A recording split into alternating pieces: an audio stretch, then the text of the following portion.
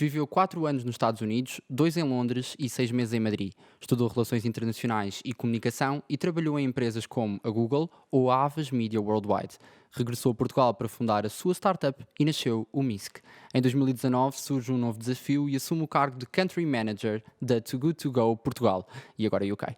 Uma empresa que combate o desperdício alimentar de uma forma absolutamente genial. E se acham o currículo impressionante, esperem até conhecer a minha convidada desta semana, Madalena Rogeroni. Economicamente, economia na minha mente. Economicamente, economia na minha mente. Economicamente, economia na minha mente. Economicamente, economia na minha mente.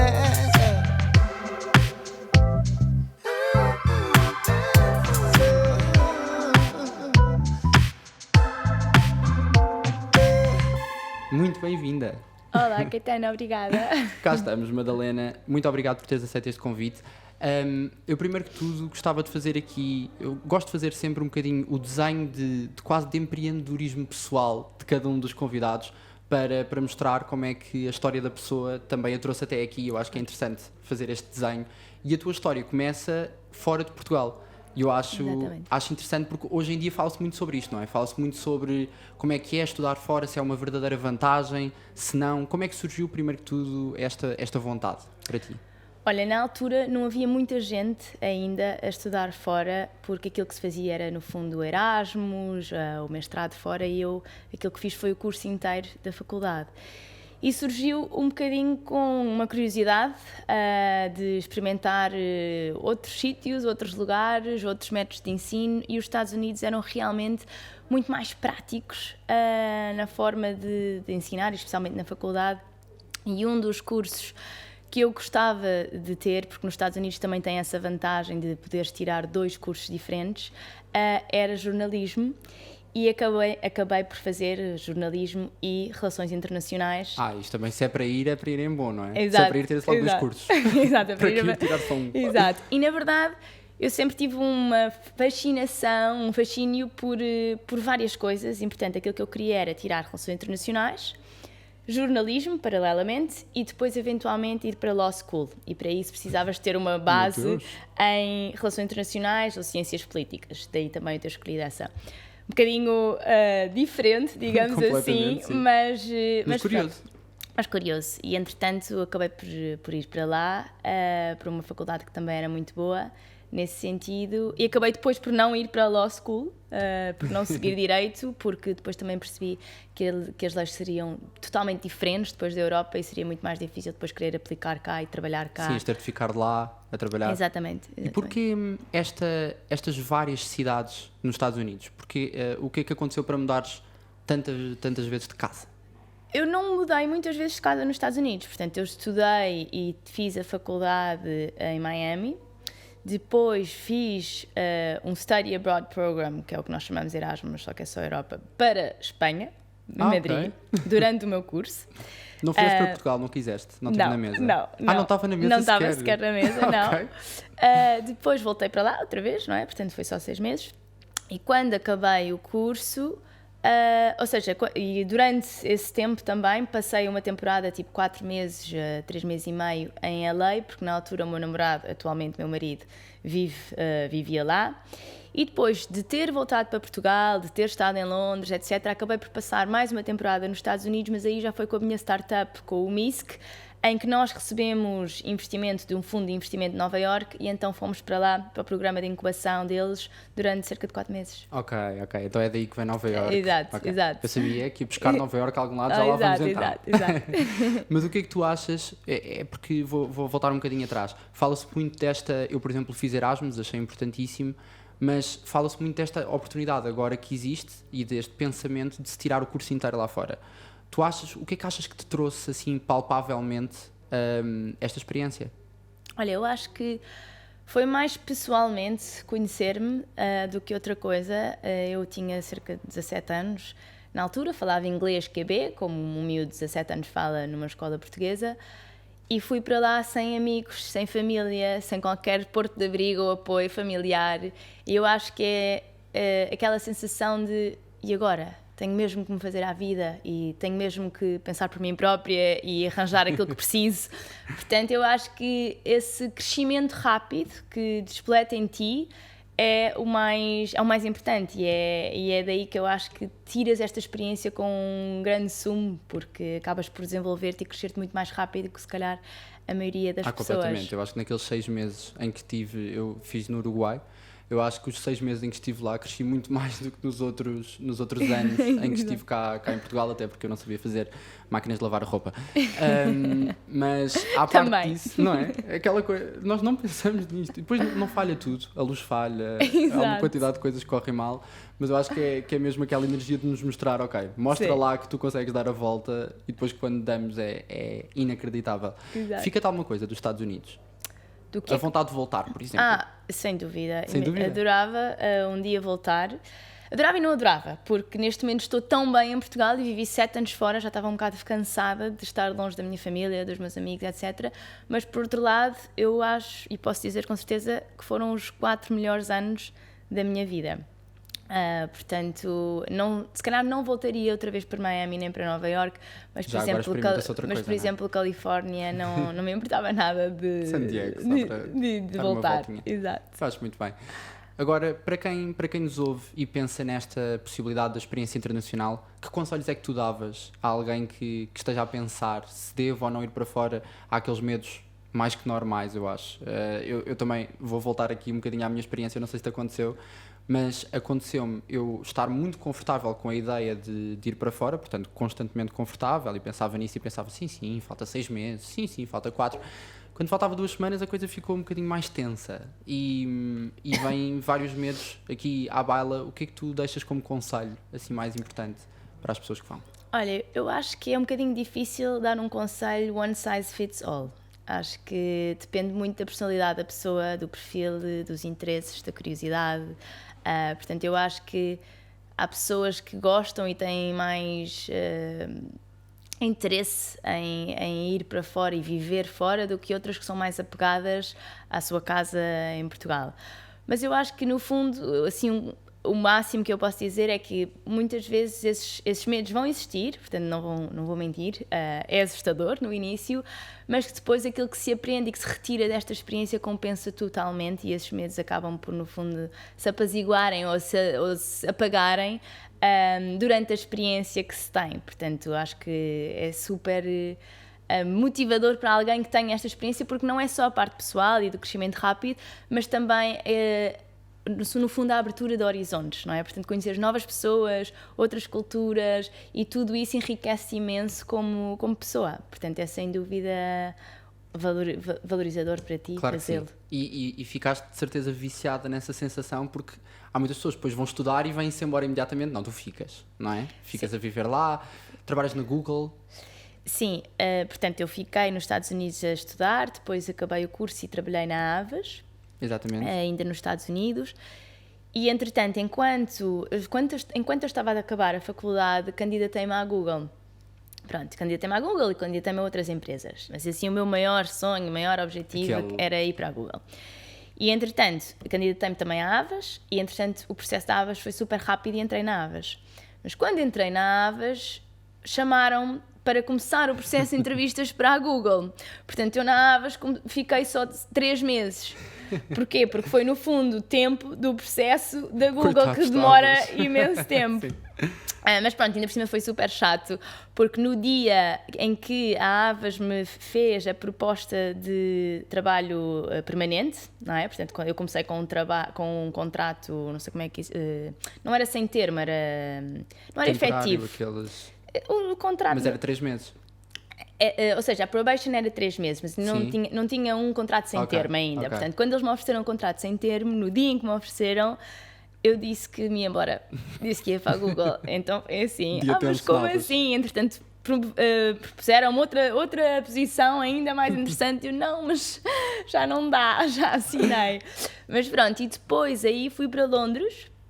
E comecei na Google primeiro no YouTube, trabalhei na parte de parcerias no YouTube e depois, entretanto, também trabalhei no Google Apps for Work, que agora na verdade já se chama G Suite, portanto, Sim, tudo G os Suite, Google Docs exatamente. e os Google Slides, etc., mas na parte de marketing. O que é que se faz porque imagina, tem um certo charme a pessoa dizer que trabalhou na Google com o YouTube, não é? Assim, nas parcerias. O que é que se faz assim palpavelmente a trabalhar em parcerias do Google com o YouTube?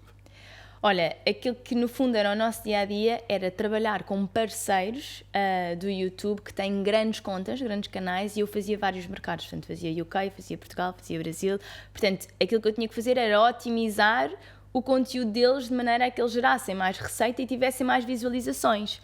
Portanto, era dar-lhes dicas de otimização. Incrível. Existe esse acompanhamento? Sim, era um Com acompanhamento. contas portuguesas também? Sim, e portanto nós tínhamos, no fundo, telefonemas, workshops, trainings, que preparávamos para todos os parceiros. Isso é incrível. Sim. Eu não fazia ideia.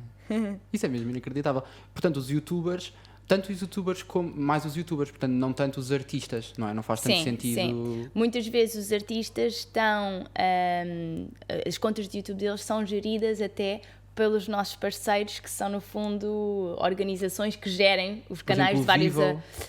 Sim, mas o Vivo não é português, não é? Sim, mas, exato. Sim, pronto. Mas no caso de, por exemplo, nos Estados Unidos, será algo do género, não é? Sim, exatamente. Ok, fascinante. Afinal é tão fascinante quanto parece, não é? Mas largas na mesma a Google. E o que é que te dá vontade de deixar um trabalho que eu acho que devia ser inacreditável na empresa de sonho de tanta gente, não é? Imagina, eu sou um bocado pessoa de objetivos e, portanto, quando atinjo o primeiro, acabo por ir a correr à procura do segundo. E entrei na Google, adorei, estive lá cerca de 2 anos e meio, 3, mas depois senti que era mais uma peça naquele puzzle gigante, não é? E que tinha algum impacto, claro, aquilo que eu fazia, que era super interessante, adorei as pessoas com que trabalhei, aprendi imenso, mas que achava que podia ter uma escola ainda maior e que podia arranjar um desafio ainda maior.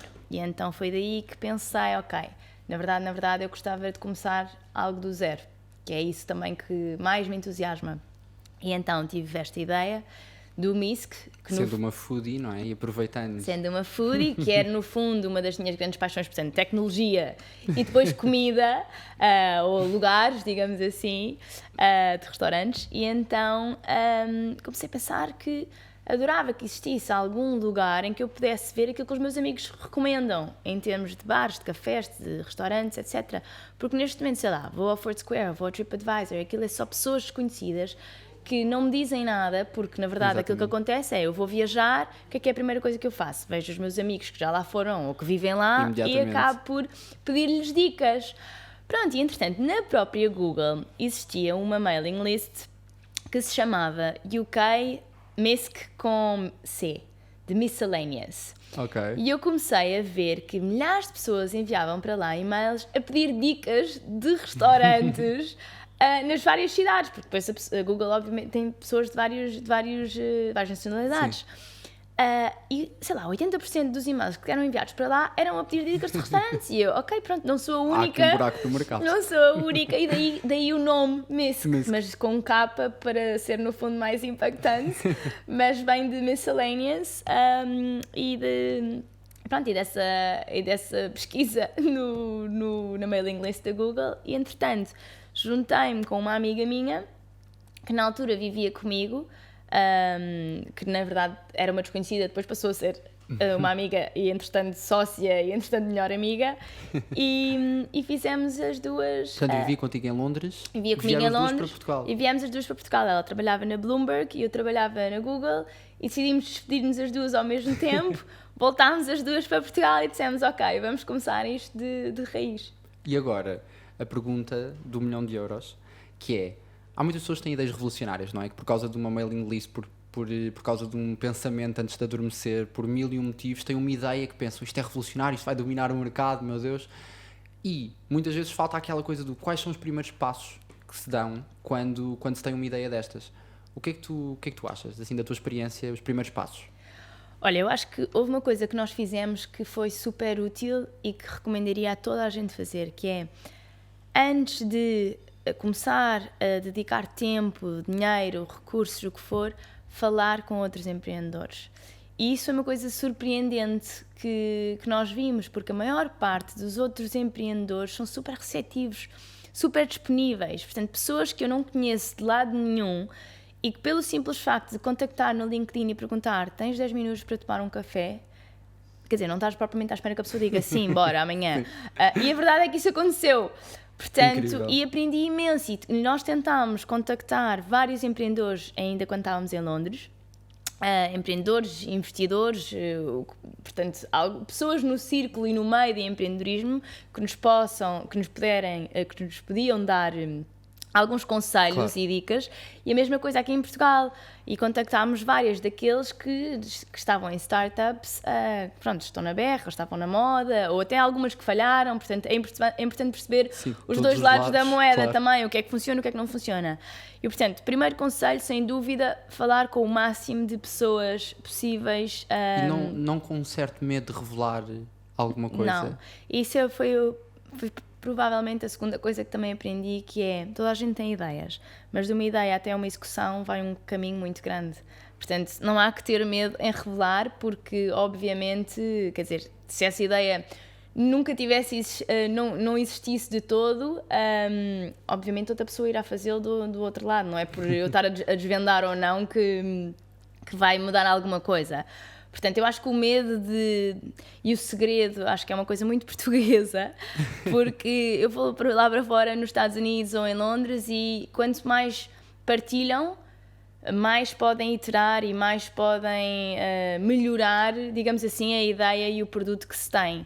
E, portanto, esse é outro conselho, que não tenham medo de partilhar. Precisamos de feedback para melhorarmos e para perceber se há uma necessidade, porque isso também é outra coisa que aconselho, digamos assim, que é que esta ideia surja a partir de uma necessidade real. Claro, caso uma proposta de valor real, não é? Exatamente. Caso alguém que beneficie efetivamente, convém, não seja um nicho de 10 pessoas. Exato. E outra coisa só, em relação ainda a conselhos, é: tudo bem, ouvimos tudo, vamos falar com o máximo de pessoas possíveis, mas depois filtrem, porque se calhar vão ouvir coisas totalmente diferentes de uma pessoa e de outra. Portanto, nem tudo é aplicável 100% à nossa ideia, ou ao nosso conceito, ou à nossa proposta de valor, ou ao nosso negócio. E, portanto, é importante ouvirmos, mas também é importante saber filtrar. Completamente. E o que é que retiras desta experiência do MISC para seguir irmos lançadíssimos à Too Good To Go? O que é que retiras de mais importante? Portanto, isto foi muito o teu projeto assim de coração, não é? Sim. O teu bebé é ali a ser Sem fundado e a juntar, como tu disseste, duas grandes paixões, portanto juntar o facto de ser uma foodie à tecnologia. O que é que retiras disto? A vontade de fazer mais no futuro? Sem dúvida, a vontade de fazer mais no futuro, de certeza. A experiência e o network também foi super importante. E eu acho que, ou seja, tudo aquilo que nós fazemos ao longo da nossa vida traz-nos algo que depois podemos aplicar mais tarde, e aquilo que eu aprendi no MIS, que estou neste momento a aplicá-lo também na Too Good To Go. Portanto, construir uma empresa de raiz, toda a parte burocrática, administrativa, uma equipa, gerir projetos, gerir equipas, portanto, tudo isso também foi super relevante. E também o fator de erro, não é? Portanto, há alguns erros que cometemos que neste momento, se fizesse novamente uma startup, já não cometeria, porque também já aprendi com as várias lições. Exatamente. Mas vamos à Too Good To Go, que eu sou particularmente fã, já te confessei antes. Sou mesmo particularmente fã, porque é assim, não há sempre orçamento para sushi, Madalena, não há sempre orçamento para sushi. E, portanto, é inacreditável. Nós já lá vamos, mas eu tinha Mas temos sushi na Too Good To Go. Exatamente. Okay. É o que eu estou a dizer. Não há sempre orçamento para sushi. E na Too Good To Go, nós podemos... Eu parece que estou a fazer publicidade paga, juro que não é. Mas é inacreditável os preços que vocês têm, que vocês estabelecem. A mim agrada muito. Eu estou a desmistificar tudo já. Estou já a desbravar completamente. Já estás a contar tudo. Mas eu acho muito engraçado o fator surpresa. E depois, acima de tudo isto, nós sabermos que estamos a combater o desperdício alimentar é a cereja no topo do bolo, mas nós lá vamos. Como é que surgiu isto? Como é que surgiu esta oportunidade? Como é que surgiu trazer a Too Good To Go para Portugal, que é a dinamarquesa? É dinamarquesa, exatamente. Então, a Too Good To Go já estava em alguns países, não é uma ideia portuguesa, não é? Digamos assim, já estava em alguns países, estava também em Espanha. E no fundo queríamos expandir para o máximo número de países e o foco é a Europa, e uma vez estando já em Espanha também fazia sentido vir para Portugal. A verdade é que, infelizmente, há cerca de 1 milhão de toneladas de comida se desperdiça em Portugal todos os anos e, portanto, também aqui achámos que era um país onde podíamos fazer diferença. Sem dúvida. E, portanto, como é que funciona? Explicaste um bocadinho, mas o que é Too Good To Go? No fundo, é uma aplicação que é gratuita, iPhone e Android, em que as pessoas podem comprar o excedente alimentar dos vários estabelecimentos que existem, sejam eles restaurantes, cafés, pastelarias, hotéis, portanto, qualquer tipo de estabelecimento que tem comida pode disponibilizar essa comida a potenciais clientes através da nossa aplicação, e é da maneira que, obviamente, para os clientes conseguem comida de qualidade a preços bastante mais reduzidos e obviamente, acabar com o desperdício alimentar, tanto da parte do parceiro como do nosso lado, ao juntar-nos a este movimento. Há uma dúvida, desculpa interromper-te, há uma dúvida que foi das primeiras que me veio à cabeça, que era, então se é o desperdício daquele dia, os restaurantes só vendem ao final do dia? A maior parte deles sim, mas não necessariamente ao final do dia. Porquê? Imagina um hotel. Eu tenho, neste momento com o Covid não, mas tenho um buffet, não é? De pequeno almoço, e quando eu acabo o turno do pequeno almoço sobra-me milhares de coisas no buffet. Portanto, eu posso vender na janela depois do pequeno almoço e antes do almoço, por exemplo. Portanto, há várias janelas, digamos assim, e depois depende do parceiro. Ele é que escolhe quando é que quer, por exemplo, numa altura mais vazia ou morta, em que precisam de clientes e sobrou do turno anterior, portanto, depende. Antes deitava-se mesmo para o lixo. Sim. É uma coisa que me transtorna completamente. É horrível. Pensar que era mesmo o que acontecia a essa comida.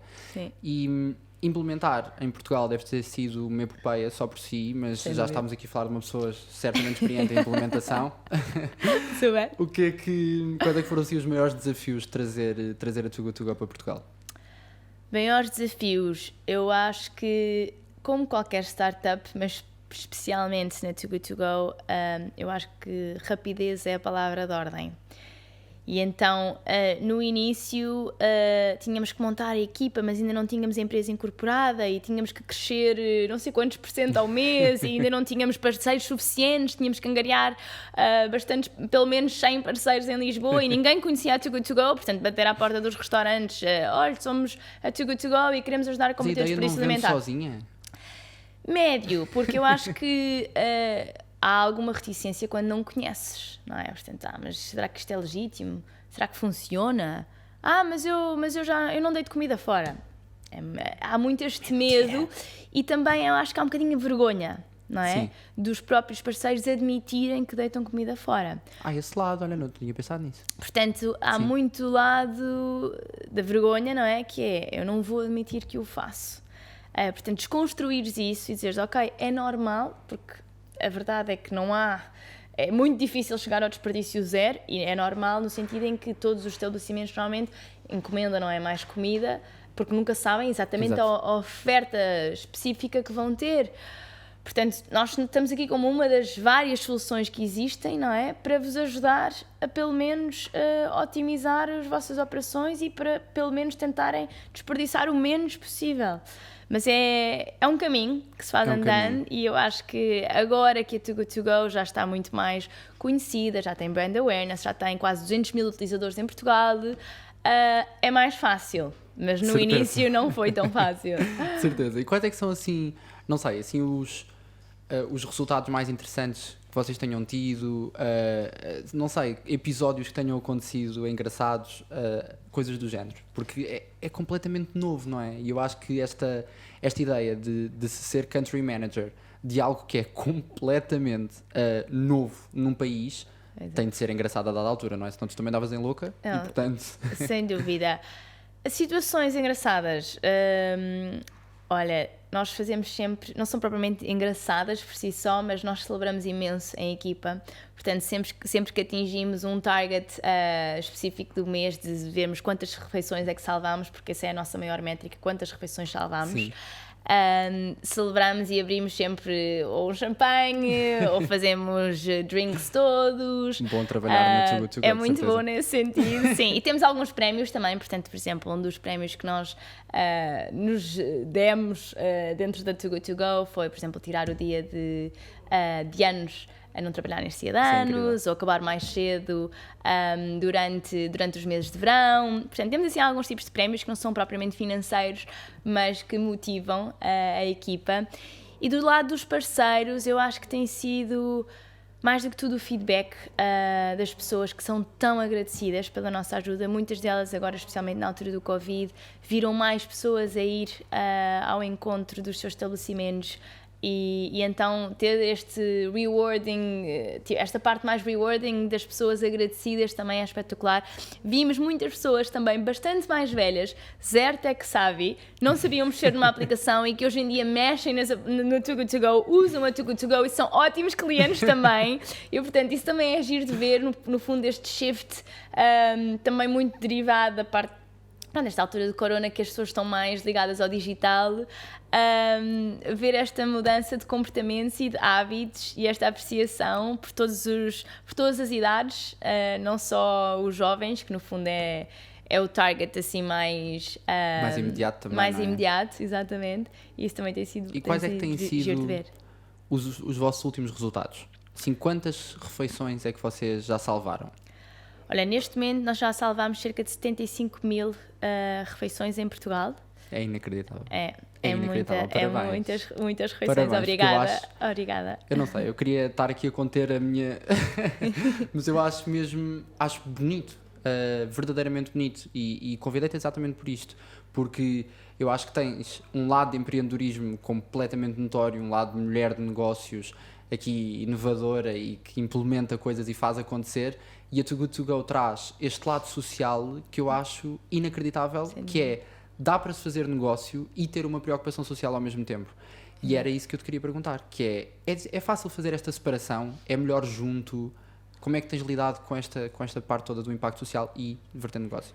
Eu acho que cada vez mais no mundo em que se vive devem existir negócios que têm no fundo um âmbito ou um ângulo mais de impacto social, não é? Porque se pudermos, obviamente, contribuir para um mundo melhor, seja de que maneira for e seja de que missão for, melhor, não é? Nesse sentido. Para nós, eu acho que está muito ligado um com o outro, portanto, as pessoas que nós contratamos, por exemplo, também têm que ter esta drive e esta missão e esta paixão, seja pelo desperdício alimentar ou pela consciência do meio ambiente ou por um estilo de vida mais sustentável, de alguma forma, obviamente não precisamos ser todos extremistas, mas de alguma forma querer pelo menos melhorar. Exato. Okay? E portanto tem que haver um fit com a cultura muito próximo. Nós mesmo no nosso escritório temos bastante cuidado com várias coisas, sei lá, fazemos todos reciclagem, há muitas das pessoas que são vegan ou vegetarianas, há um estilo e um consumo que nós promovemos, um lifestyle mais consciente, mais sustentável, mesmo dentro da Too Good To Go, e não só Too Good To Go em Portugal, mas como empresa. Várias coisas que fazemos também, temos sessões em relação ao movement, porque há muitas pessoas que ainda não sabem, mas a Too Good To Go não é só uma aplicação. Nós, no fundo, temos 5 vertentes onde atuamos, portanto, o Marketplace, que é a app, e depois temos na política, nas escolas, nas households e nos businesses. Portanto, Sim. de que maneira é que eu conheço atuamos... bem a parceria com a ReFood, por exemplo. Exato, portanto, tentamos ajudar ou contribuir para uma diminuição do desperdício alimentar em várias vertentes, por exemplo, nas escolas também, em outros países, estamos a dar, no fundo, workshops em que ensinamos as crianças, lá está, a terem um consumo mais sustentável e de que maneira é que podem o fazer. Trabalhamos com governos também para tentar, no fundo, puxar por medidas que também incentivem esta redução do desperdício alimentar. Há várias vertentes e vários ângulos que nós também trabalhamos enquanto empresa e que fazemos para que tenham um impacto maior. Eu vou passar o dia a dizer isto, não é?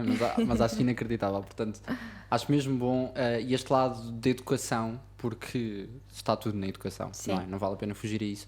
Este lado da educação eu acho também ele inacreditável. Agora, vamos falar aqui de números.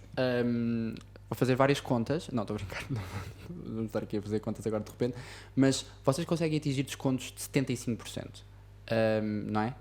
Corrija-me se eu estiver errado. Nós falamos sempre em 1/3 do preço. Em 1/3, por volta exatamente. disso, sim.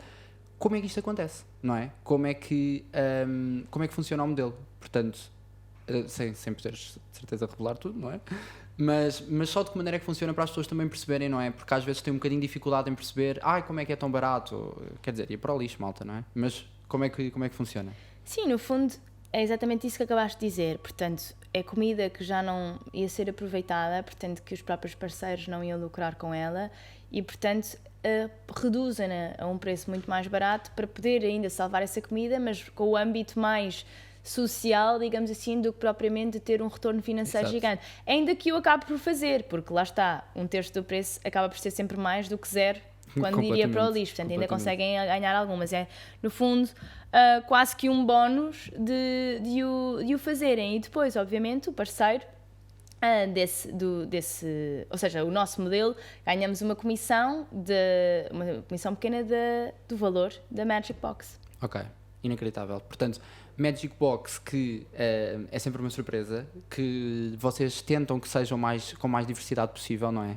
Apertar com o parceiro para que seja o mais diversa possível. Exato, não é? Aquilo que nós dizemos é, imaginemos, por exemplo, uma padaria, uma pastelaria, para não porem só pão, não é? Para tentar na Magic Box pôr vários tipos de bolos que tenham, portanto, aquilo que sobrar, tentarem diversificar com aquilo que sobra para não ser só um tipo de produto dentro daquela Magic Box. E no caso em que só tenham mesmo esse tipo de produto, então nós tentamos sempre escrever na aplicação, ok, esta Magic Box é só de X. Ok, aí levantam um bocadinho do véu. Aí revelamos um bocadinho, só porque se é grandes quantidades ou se é só um produto, aí podemos revelar. Sim. Mas por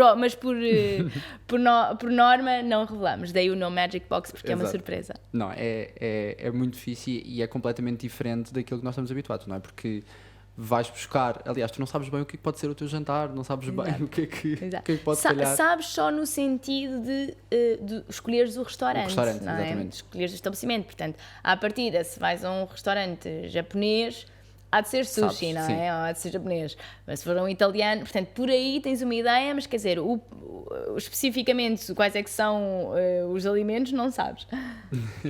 E como é que é, portanto, eu acho que é um alvoroço toda esta surpresa e todo este correr para a loja e também sabermos que estamos a salvar e fazer parte, mas um alvoroço muito grande também devem ser os teus dias, porque como é que é o dia de uma mulher empreendedora a trabalhar no ramo da tecnologia, a salvar, sabe Deus, o desperdício alimentar, tudo isto a ter de, sei lá, de ter uma vida no meio disto, não é? Portanto, como é que faz esta parte da tua gestão de tempo, que eu acho que também deve ser curiosa? Olha, no início era terrível. A gestão de tempo nada produtiva, porque trabalhava dias a fio, fim de semana, etc. Depois melhorou e o meu dia-a-dia, hoje em dia, sou sincera, resume-se muito a reuniões. Portanto, reuniões com a minha equipa de management, temos a equipa de marketing, de sales, de success, de people and culture, portanto, reunir os heads up e tentar perceber estratégia, dúvidas, challenges, onde é que posso ajudar. Trabalhar muito também a parte de visibilidade da marca, não é? Portanto, tudo que seja, agora com Covid não tanto, mas eventos, entrevistas, etc. Mas é muito reuniões de equipa entre todos, não é? Portanto, uma coisa que nós fazemos sempre é, por exemplo, às segundas-feiras temos uma reunião em que apresentamos todos os highlights da semana passada e os goals para esta semana. E depois tenho os meus one-to-ones com as pessoas que reportam diretamente a mim. Sim. Também. Portanto, é muito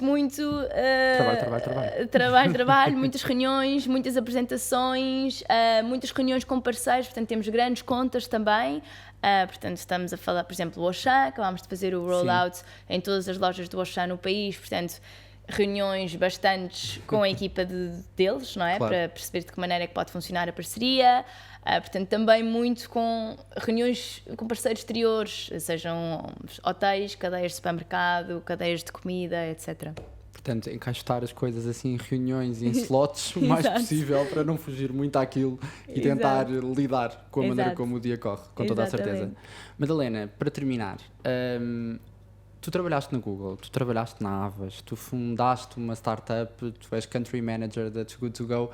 Que sonhos é que falta realizar? Voltar um bocadinho ao lado de criar por ti própria? Não sei, senti ali há um bocadinho que... Não, sonhos faltam por realizar. Primeiro, eu acho que eu ainda não cheguei à fase de querer mudar, de saltar para o outro lado. Portanto, eu acho que diria que o meu maior sonho neste momento é fazer com que a Too Good To Go em Portugal seja reconhecida como a melhor solução contra o desperdício alimentar e que toda a gente, ou pelo menos bastante parte do mercado, grande parte do mercado, usa Too Good To Go numa base constante. Portanto, esse primeiro é o meu objetivo. Segundos objetivos para mais tarde, talvez criar outra coisa de raiz, não sei o quê ainda, mas diria que seriam esses dois, sim. Portanto, pensar pequenino, não é? Estou a brincar. Mas pronto, muito obrigado, Obrigada, Madalena. Eu Caetano. acho inacreditável este percurso e acho a Too Good To Go, eu acho que devia ser obrigatória. Eu acho mesmo que devia ser obrigatória, portanto... Instalem! Instalem, não é? E usem muito e abusem, porque eu acho que o que se faz aqui é falar de empreendedorismo e ao mesmo tempo é falar de coisas que realmente importam e muito. Por isso, muito obrigado. Obrigada. Madalena. Obrigado.